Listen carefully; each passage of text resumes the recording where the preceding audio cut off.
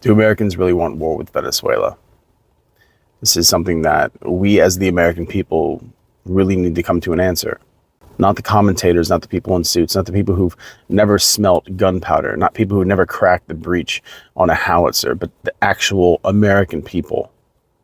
Is this the war that they want? Is this a war worth fighting? Is this a war worth sacrificing our lives for? Real Americans, people with families, people with jobs, people with debts, people with dreams in a country where those dreams are ever increasingly more difficult to actually pursue, let alone obtain. Because it's these people who always end up paying the price for the decisions that are made far above them. So do they want war? We need a clear answer. And it is clear. Stripped away of all the nonsense, stripped away of all the noise. It's completely clear. 70% of the American population oppose military action in Venezuela, with only 15% actually seeing Venezuela as a national threat. And that's 15% who just see them as a threat. That's not 15% who say they want to actually go to war with that country. A supermajority of this country right now says that the government hasn't even defined what it really wants to do there. So it is a war for what? It is a war that who is supporting, because it is not the American people. There is no mandate for this. There's none. Not morally, not democratically, not statistically. So why does it feel like we have no chance? Why does it feel like we have no choice in this matter as the American people? Why does it feel like we are just quickly drifting towards another conflict? Why does the language of Washington sound a lot less like diplomacy and more like a slow, steady march forward into consequence? Because we've been here before as a nation too many times, and we can hear the drumbeat of war silently building in the background. And it's pushing America towards something that we never agreed to. We have to remember that in American politics, once national security is invoked, consent truly does become an option. Like I said, we've seen this play out before. A small strike here, a limited strike there, a door opened, just a crack. But next thing you know, the entire house is burning down. Because it seems to be now they're saying, well, it's too late to pull back now. And that's how it works, right? Not loudly, not dramatically, but gradually, inevitably, if no one pushes back. America in recent memory has no real concept of what total war is. We know what conflicts are in desolate places all over the world, conflicts that can be scheduled and managed and played like a game. There's no real sense of total war. Since everybody wants to quote Karl von Clausewitz lately, this does remind me of something that he spoke of, and especially when we are talking about total war. Because he wrote that war naturally pushes towards extremes unless the politicians are able to pull it back. Because total war isn't simply an act of aggression. To Clausewitz, at least, total war was the absence of restraint on the battlefield. And this is one of the reasons that we have had such a distinction and separation between political will and military action. When the two become blended, there is no restraint. There's just a means and an end. And the means will always justify the end because the political will becomes sacred.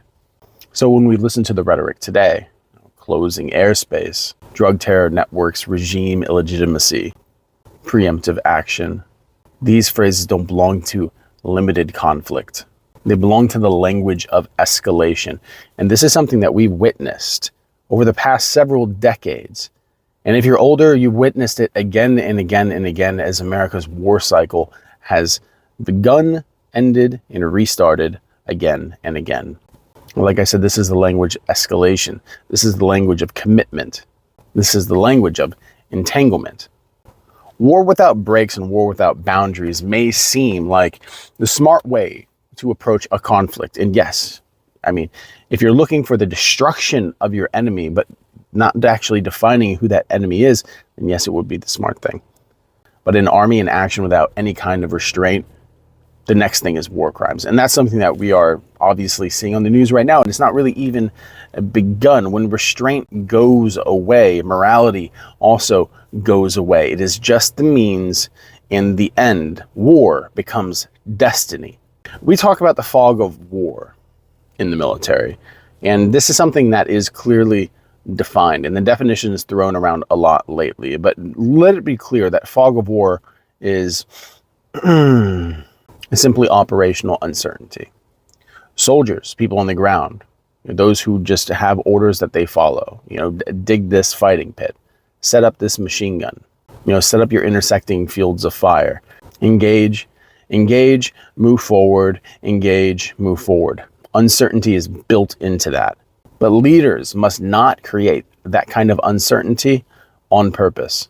Because when the fog becomes convenient, it simply becomes a political tool, and the citizens start to lose trust.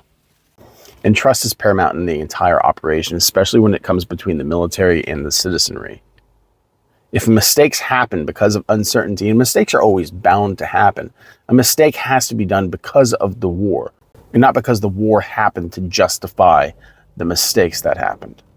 Because if we really want to ask ourselves in this entire thing how democracy is weakened by these events, then we have to look at the trust. Because democracy is not weakened simply by invasion, but more often than not, is simply through deception. Right now, the fracture between the government and the people is widening. It is vast. It is a Grand Canyon that runs through the specter of patriotism that is just quickly fading away. Americans feel like they aren't being represented, and that's because they're not. They feel like matters of life and death are being decided without their consent, that their voices don't matter at times when it matters most.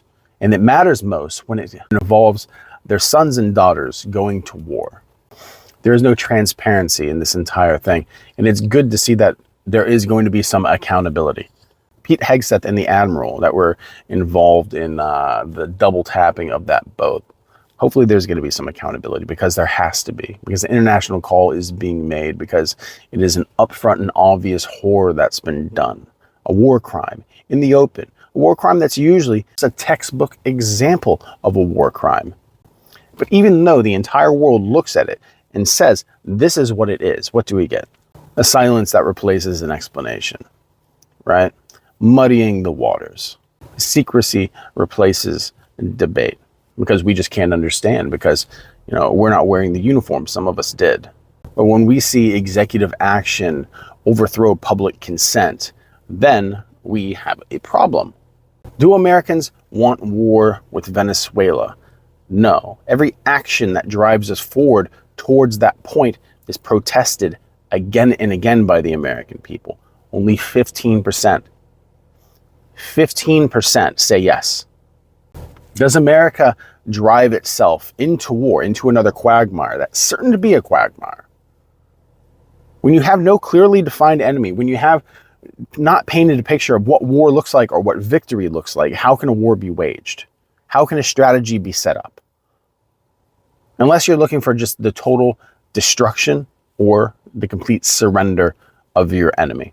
And how far are you willing to go to actually get that surrender? And how many American lives are you willing to throw towards that effort? That's the real question that the American people need to ask. But like I said, their decision's already been made. 15%. Only 15% want this to happen. And that means 85% of the country.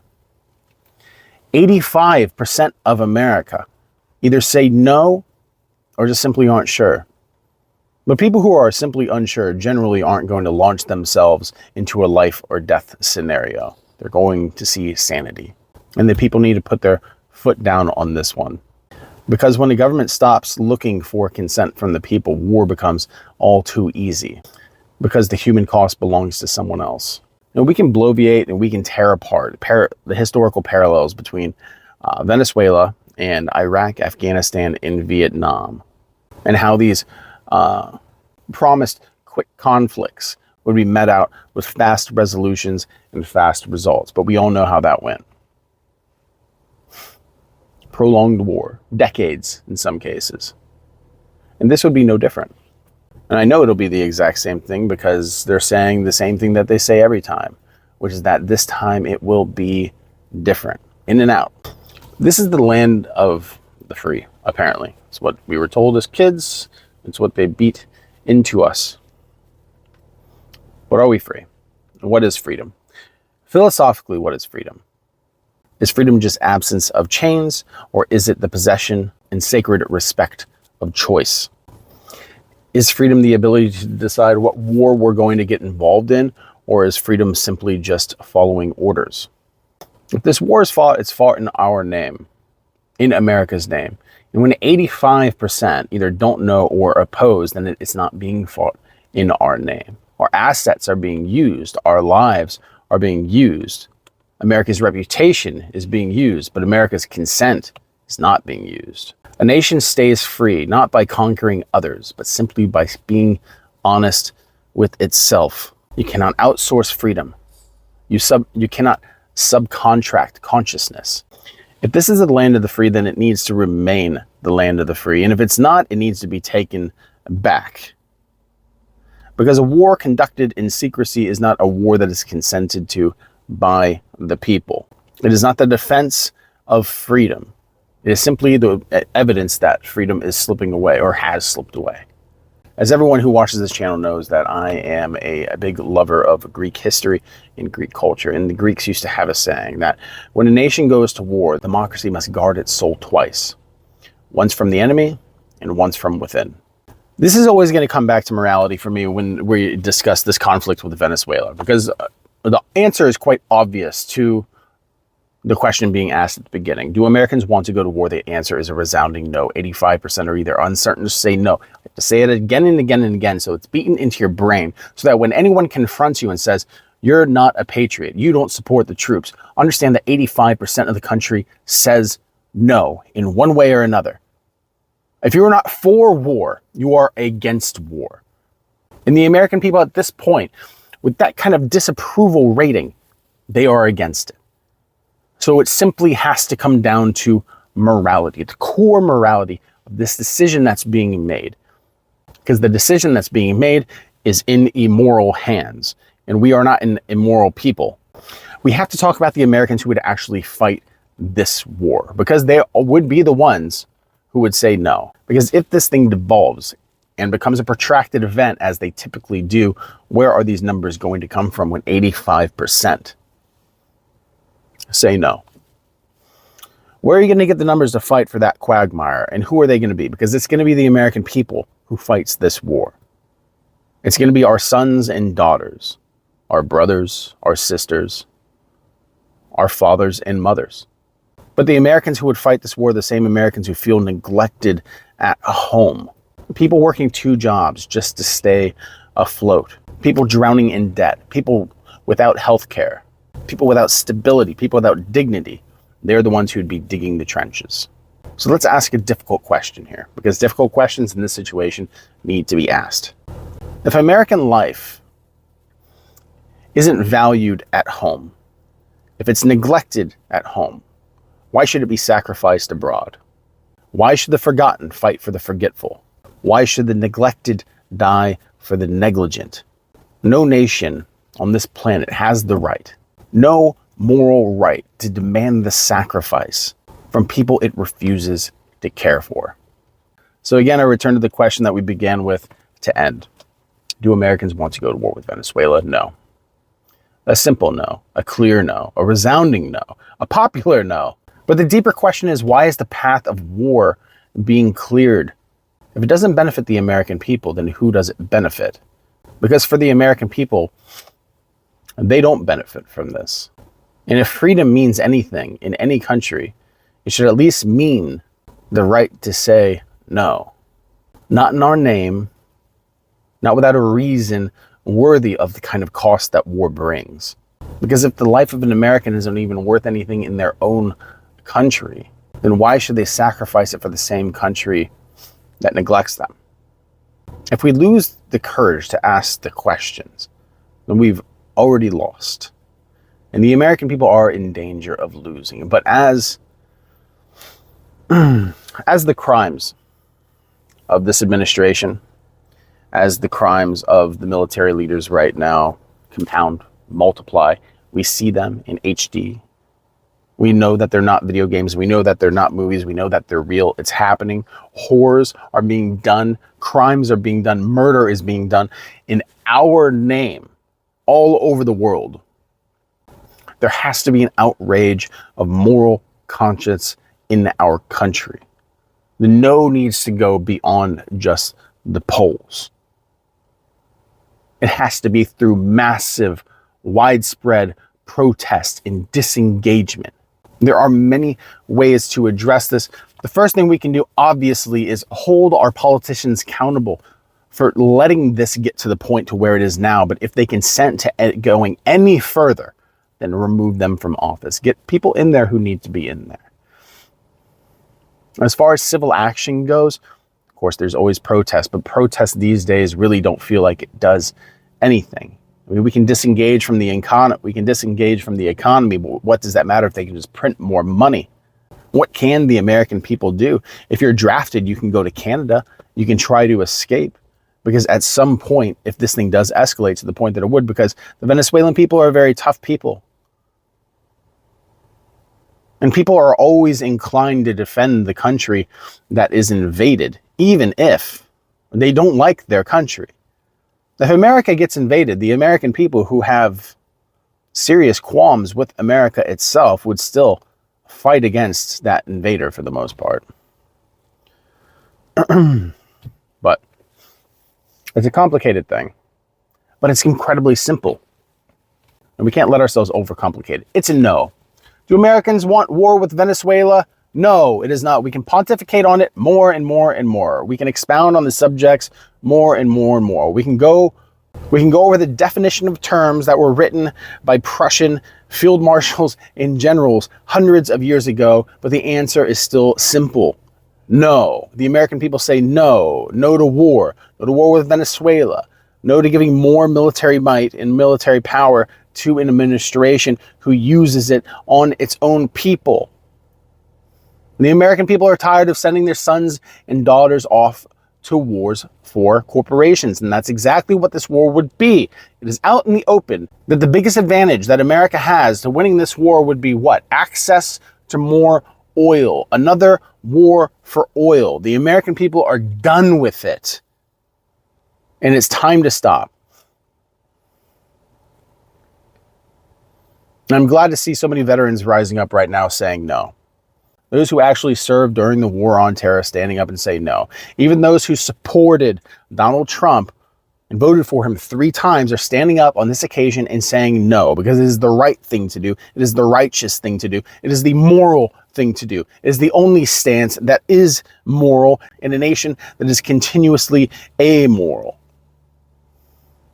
I stand in solidarity with anyone who says no to this kind of jingoism, adventurism, expansion of the military-industrial complex. I stand with them. I say no. Let's not do this. We have to look at the statistics on this, because this is the important thing. When you are questioned, when the gaslighting comes from you, from above, from mainstream media, from the politicians, as of course it always will, you have the right to say no, because 85% of America has your back. And that's what we have to remember. 85% of America has your back. We are united. America has become united in opposition to conflict. And that is very dangerous, and they will attempt to break that. But a cohesion, a coming together over one topic can be expanded to other topics, other subjects, other plights that the American people are going through. This is a moment, an opportunity for us to realize that whether you're on the left, whether you're on the right, whether you're a communist, whether you're a capitalist, none of that shit matters. We don't want war, because we see ourselves as American people, and we understand that we do have a commonality in a moral line that goes beyond the political propaganda that we've been fed. Because in the open, when we see people clinging onto a boat, whether they're guilty of a crime or not, for people in suits and uniforms hundreds of miles away to just hit a button and extinguish their life, we know what's wrong. We knew what was wrong when we saw the dronings happening all over Yemen. We've seen them happen all over Iraq and Afghanistan.